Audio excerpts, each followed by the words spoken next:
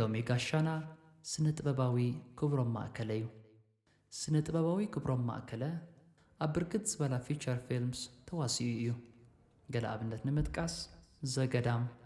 ማንታ ስቓይ፣ ምስ መልክዕ ዓርቀኪ፣ ኣንፉራ፣ ወዲ ኪኮ፣ ሶፊሊ፣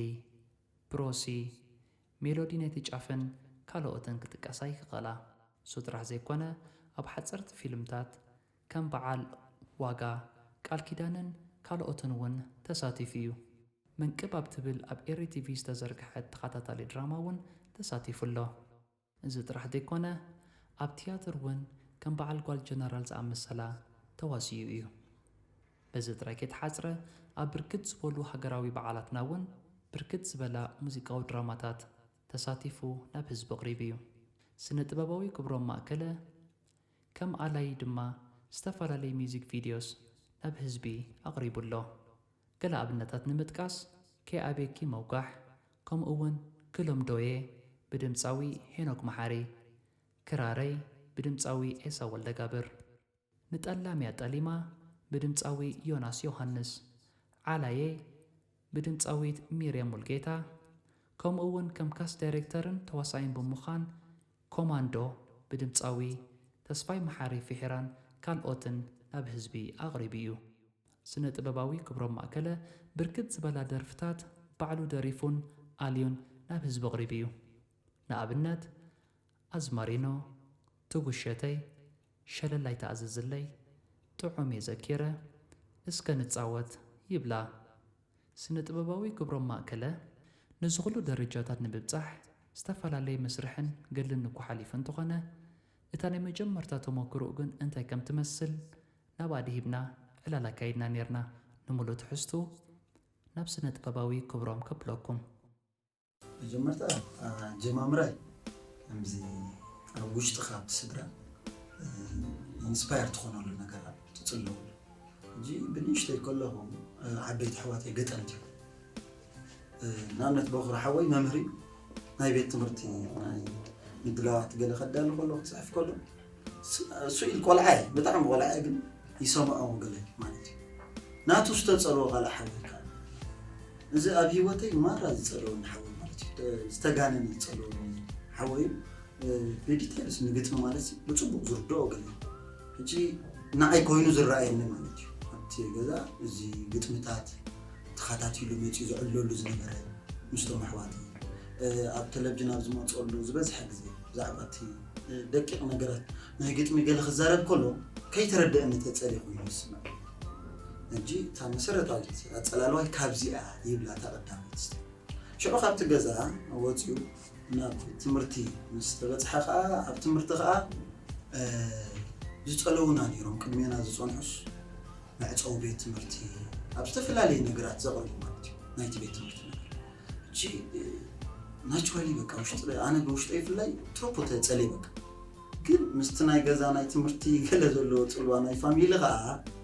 ተዋሳኣይ ገለ ክኸውን ወይ ምስኡ ክሳተፍ ሕልሚ እዩ ማለት ሕጂ ድሕሪ ዝርድአኒ ግን ነቲ ናይ ውሽጥኻ ሓይሊ ነቲ ድሕሪት ዘሎ እቲ ውሽጥኻ ሓይሊ ክስዕሮ ከም ዝኽእል እዩ ዝርድአካ። ኣብ ገዛና ኣነ ስነ ጥበበኛ ገለ ክኸውን ሽዑ ሕልሚ ገለ እዩ ነይሩ። ሕጂ እቲ ዝፀለወኒ ነገር ሓደ ግዜ በቃ መፍትሒ ክገብረሉ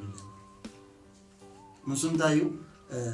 በቃ በዚሕን ኣብ ቲቪ ከዓ ይርኢ ዝተፈላለዩ ንኣሽቱ ናይ ኣሰር ዘቕርቡ ዝነበሩ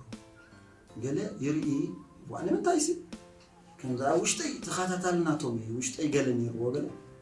ሽዑ ፋይናሊ ኣነ ካልኣይ ወዲ ክላሰይ ዝነበረን ዳንኤል ሽሙ ዘይናሓቱ ክእትውና ብዙሕ ፕሮባቢሊቲ ኣይነበሮም ክኢላታት እዮም ገለ ከምዚ ኣብ ትምህርቲ ዘቕርብ ማለት ሽዑ ቀሊል ኣይኮነ እዚ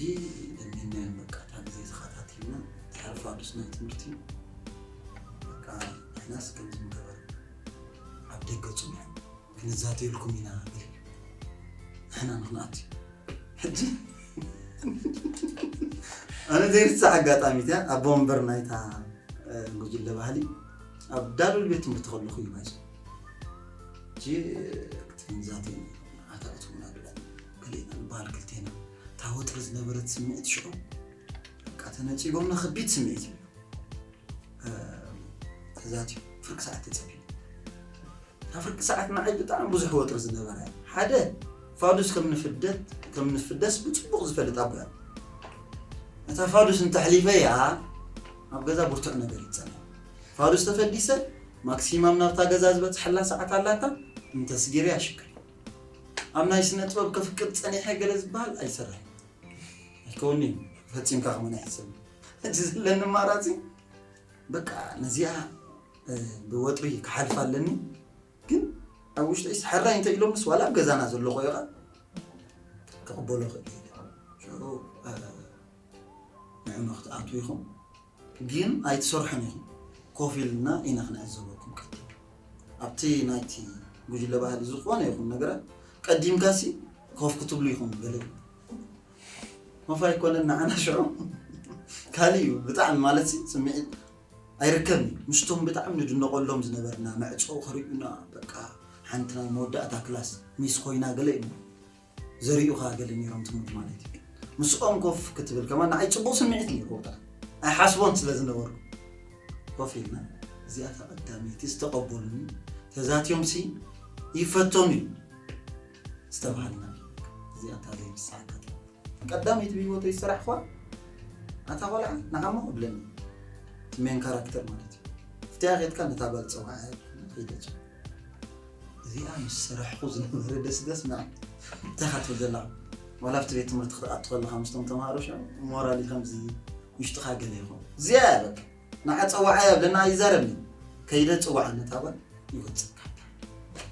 ستيج نايت مستسر جي بدحرين دعبي متي مالتي بجل بالزوا ما كان منيستر تمرتي كنتلف جميره ابو بزح مريتات نيرفت بجل بال حدر خلخ نعم خاصله مع صوت رحنا الى تمرت زي كونس نا اكس ونا هتصانات تري مدرخات على استفلالي ندراخه كلاي بدحريو بجل بالزوا ما كان فيلم قلقت ونزخاله ناي ابتي سرح زنور فيلم قلعه كواسة إذا مين كاركتر كله ودع 10 عامات كل خبرهم إذا قدام زي بالفيلم سون ستيل كتفتني شعور تبغى نجرز نبرة صرت فتين مزاج حلو كعامي تقبل أي حاجة مالك يجي فتينا نجي نات كاركتر تبغى يخبط وش تزول له قال زي نعي كبي ترنين بونت بقى عندنا هي وتيس أقداسي الفيلم سي مين كاركتر كويدا مخالطان كندزي سكريبت يتواهيله ستيل تتصلوا أنا يسدرا أبوتو داير الساعة زيا نزل فيلم كسر حقلهم كله جزء شدشته يوت خبيت مرتنا يمشي كسب شو مونته لممدهله كسب شو مونته انت يزبلو سبيشالي أبوي سيريس لزغنا انت يزبلو توم نفعت تمارس كتردئوهم تبعي إذن أنا غردائكم كنت كتردئوهم قلنا بحال شو لك شو ما أنت مسكونة وتم تواسأت تأكيبهم شخصيتي وقلهم أنا نبقطر شو ما أنت ساعات شو ما أنت نبقطر شو ما أنت كوية جزاك نت هجي كوميتات تذكرنا إذا قدام ميري رسول شو نبتع فيلم أو ندعتنا نتسيح نيلوم إعلالنا مسنة طباباوي كبرام مأكلة نزي مسل نيرو أبز متس كالي قاشا حزولكم كمتسي كساب شعو سلام كنا